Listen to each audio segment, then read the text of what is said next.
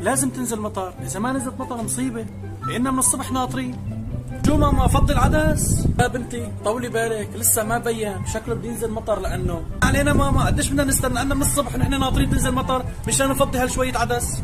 اي وين المشكله يا بنتي؟ عادي بنستنى، شو في ورانا يعني؟ هلا بدها تنزل مطر، انا بعرف، بدنا ناكل عدس بحامض يعني. طبعا ماما ما في شيء ورانا، دراستي كلها تاركتها على ناطر حضرتك عشان افضي لك العدس وانعه.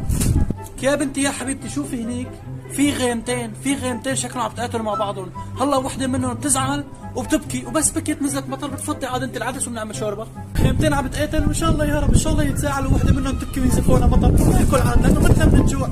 والله يا بنتي اليوم الطقس شكله خاني، خلاص روحي قشري فلافل وعاي البطاطا. قشري فلافل وانا على بطاطا؟ ماما صاير لك شيء انت؟ مثل ما قلت لك روحي. خلص ماشي رايحه. حقيقي ماما لازم تنزل مطر، لانه زمان نزلت مطر مصيبه.